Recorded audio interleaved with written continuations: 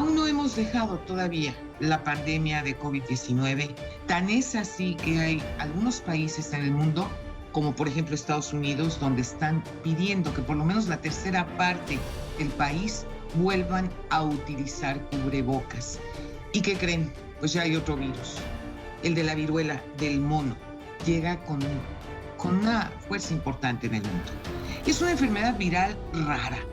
Sin embargo, en pocos días, decenas de casos de viruela del mono han sido confirmados en al menos 12 países no africanos, a pesar de que el origen es precisamente África.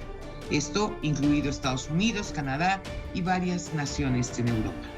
Por otro lado, desde el mes de abril, la hepatitis infantil de origen desconocido ha ganado la atención de expertos en salud alrededor del mundo, registrando sus primeros casos confirmados en Nuevo León y otros casos sospechosos en otras partes de la República. De hecho, ya han habido bebés que han fallecido.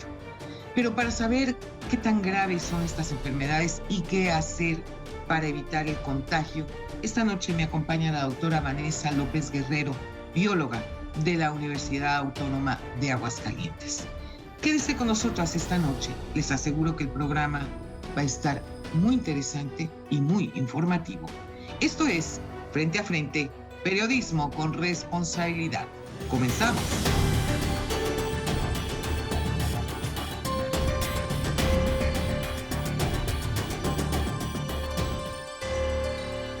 Pues vaya situación, doctora, que vamos de un virus en otro, y ya no vemos lo duro, sino lo tupido. ¿De qué se trata? ¿De verdad?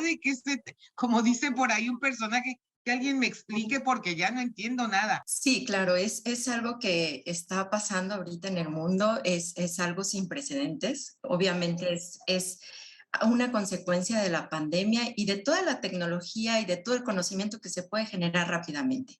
Fíjate que a lo mejor todo este tipo de enfermedades ahora son mucho más visibles, aunado a los medios de comunicación que pueden comunicar rápido estos casos, ¿no? En el caso de la viruela, pues no es una enfermedad nueva como tal, es una enfermedad que ya tiene descrita desde los años 50, los primeros casos, y que, como tú bien lo mencionaste, pues es en África donde se originan, donde se describen los primeros casos en unos monos de laboratorio. Sin embargo, ahora se sabe que esta viruela más bien la transmiten los roedores. Curiosamente, su intermediario son los roedores y las ardillas. Y bueno, se llamó, digamos, viruela del mono por donde se aisló. Y sí causan enfermedad en humanos, pero no es una enfermedad como la viruela humana, que afortunadamente fue erradicada ya desde 1970, hace unos años ya no existe ningún caso de viruela en el mundo, gracias a la vacunación. Y justo las personas que están vacunadas antes de 1970, que fue cuando se empezaron a dejar de aplicar estas vacunas, parece ser que sí tendrían cierta protección ante esta nueva enfermedad. Bueno, no nueva enfermedad, sino esta enfermedad que está teniendo un comportamiento sumamente atípico para ser una enfermedad endémica de África. Fíjate nada más qué cosa tan tremenda. Y bueno, ahora hablando, por ejemplo, de los efectos secundarios, que esto es bien importante señalar. Los efectos secundarios de COVID-19. ¿Qué es lo que pasa cuando tú tienes a un paciente que ya le dio COVID-19 o lo que últimamente se ha dado a conocer aquí en Estados Unidos, donde dicen que se suspendió la aplicación masiva de vacunas como Johnson y Johnson porque provocan coágulos? Las demás, hasta donde yo tengo entendido, no han provocado coágulos. ¿Qué me puedes decir al respecto? Bueno, en realidad todas las vacunas tienen ciertos efectos secundarios, ¿no? Podemos ver que, por ejemplo, las vacunas de RNA, que son de Pfizer y Moderna, pues podían tener estas reacciones alérgicas sumamente graves, ¿no? Que son el choque anafiláctico, pero solamente en un porcentaje muy pequeñito de la población, lo cual, pues obviamente era más el beneficio de ponerse la vacuna que de correr el riesgo. En el caso de las de vectores de adenovirus, que son tanto AstraZeneca como Janssen Janssen, sí tuvieron algunos efectos sobre todo en coagulopatías, pero siguen siendo menores al riesgo de padecer COVID, ¿no? Sí, Entonces, claro. sigue siendo mejor ponerse la vacuna, no ponérsela. Sin embargo, sí hay que dejar claro que todas las vacunas, aún la más ligerita de hace la polio, todas siempre han tenido efectos secundarios que siempre han sido menores al beneficio de ponerlo y detener la enfermedad, ¿no? O la fase grave de una enfermedad. Y efectivamente en estos tiempos ya los efectos secundarios son tratables. Afortunadamente, a la primera señal de un efecto secundario se pueden tratar y se puede observar y tenemos alternativas de vacunas. Nos podemos cambiar de vacuna al siguiente refuerzo donde seguramente no tendremos esos efectos secundarios que presentamos la primera vez. Aquí lo importante es decirle a todo el auditorio que nos está sintonizando en este momento, no dejen de ponerse, por favor, las vacunas, los refuerzos es muy importante. La pandemia no se ha ido. Esto hay que señalarlo de una manera muy puntual. Es decir, no está como estaba antes, porque ya hay un número importantísimo de ciudadanos y ciudadanas que están vacunados, pero de que sigue la pandemia, sigue la pandemia. Ah, no, claro que sí. Lo que pasa es que ahora la vemos menos, pero ahí sigue, ¿no? La vemos menos porque se hacen menos pruebas, porque los casos cada vez son menos graves y entonces ya no corren al hospital, porque ya no tenemos muestreo masivo, al menos en México, y porque el que se llega a hacer una prueba COVID la hace por fuera en laboratorio privado y esto no se reporta igual.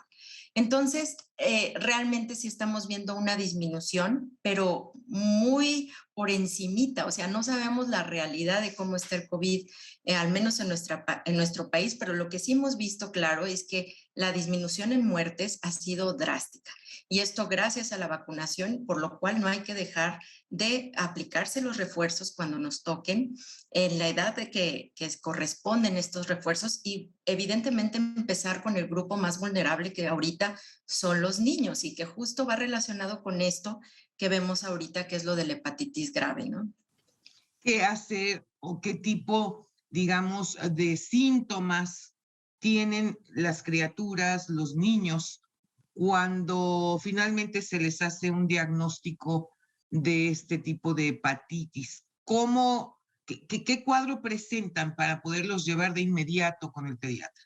Sí, bueno, la hepatitis es una inflamación del hígado, ¿no? Todas las Exacto. hepatitis, independientemente del origen, porque puede ser por medicamentos, puede ser por un contaminante, puede ser por un agente infeccioso, como es el caso de la hepatitis viral, que tenemos 5 ya descritas.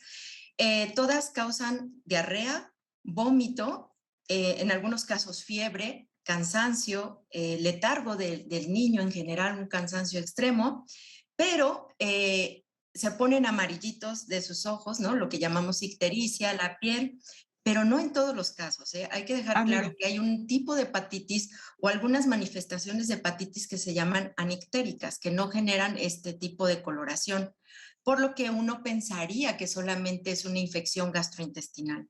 claro. En este momento creo que lo más preocupante, o más que preocupante, a lo que hay que estar alerta, es a los síntomas gastrointestinales que pueda tener un bebé. Un bebé o un niño de más hasta los 10 años, que es donde estamos viendo estos casos, y también mayores de 10 años, pero mayormente está en este grupo de edad, es acudir al pediatra porque sí puede ser una hepatitis de este tipo de etiología desconocida, ¿no? O de agente desconocido.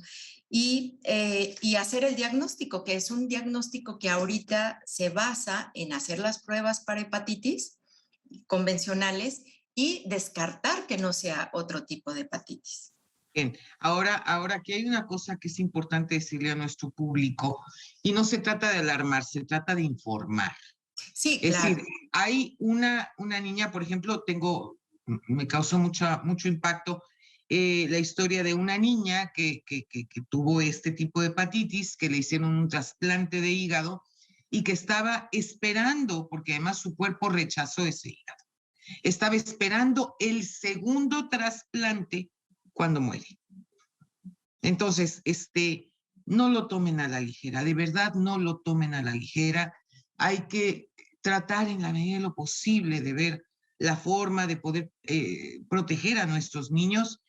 Y yo no sé cuánto tiempo les va a llevar a ustedes, a los expertos, a averiguar cómo diablos vamos a solucionar y a curar este tipo de enfermedades que están lacerando a la sociedad mundial de una manera terrible. Dices, bueno, pero ¿qué es esto, por Dios? Cuando no es una cosa, es Es otra. otra. Estamos viendo de verdad, como nunca desde que yo tengo uso de memoria, una serie de ataques, fíjate cómo lo califico, de ataques de virus como nunca antes. Sí, sí, caray. Y es que yo creo que hemos hecho muchas cosas mal. O sea, en realidad el invadir, por ejemplo, ecosistemas y esto que estemos en contacto con virus de animales, ¿no? Que no deberíamos estar en contacto, como pasa con estos virus que brincan de animales silvestres, de animales salvajes al humano. La otra es que nuestra salud en general no está bien, o sea, nuestro sistema inmunológico, nuestro sistema metabólico, tenemos tantas enfermedades asociadas como es la obesidad, la diabetes, hipertensión, la mala alimentación, la malnutrición, la sobrealimentación. Hay un montón de factores que justo agravan todo este tipo de cuadros infecciosos que a lo mejor en una persona muy sana pueden resolverse de la mejor manera como pasaba anteriormente, pero ahora tenemos una gran cantidad de factores ambientales que pueden estar también alterando esta respuesta, ¿no? Y justo te hablaba del COVID porque una de las asociaciones que se está haciendo justo con esta hepatitis es que muchos de estos niños salieron positivos a COVID, pero también habían tenido COVID algunos. Y lo que se cree es que a lo mejor el haber estado expuesto a este primer virus, que es SARS-CoV-2, deja de alguna manera una modificación en el sistema inmune, una hiperreactividad que ante cualquier otro agente que antes no era un agente que causaba esta hepatitis tan grave, salvo en niños con alguna inmunocompromiso, se llama, con algún tipo de falla en su sistema inmune, sí llegaban a causar hepatitis, ahora lo causan en niños aparentemente sanos. Entonces, podría ser que el factor COVID, que es o el factor pandemia, que es lo que sí está en todo el mundo, esté causando este tipo de efectos a nivel inmunológico. Es terrible, de verdad, mi querida doctora. Pues lo que vamos a hacer es seguir en contacto tú y yo Ah, sí, para claro. darle seguimiento a este tema, porque de verdad, en el momento en que sepamos cuáles son las precauciones que se deben de tomar, todavía no las sabemos. Cuando sepamos cuáles son las precauciones que hay que tomar, lo único que les podemos decir a nuestro auditorio es, ¿saben qué? Si se siente mal su bebé, si lo ven cansado, si lo ve con diarrea, con vómito, llévelo de inmediato, por favor, con el pediatra. No le dé largas, no salga con que ¿No? tengo Exactamente. trabajo o tengo que hacer otra cosa o lo llevo mañana o pasado. No, hay que atender esas cosas de manera urgente. Y mientras tanto, te mando un abrazo, te agradezco muchísimo que hayas estado conmigo. Gracias, Lolita. Pues mucho gusto y nada más recordarles que si nos sentimos enfermos cualquiera, es momento de aislarnos, es momento de no tener contacto con otras personas porque efectivamente en este momento el infectarse de otra cosa no es buena idea. Así es, efectivamente. Pues no se pierda nuestro próximo programa. México vive tiempos de cambio, tiempos de dar la cara, tiempos para hablar frente a frente. Muy buenas noches.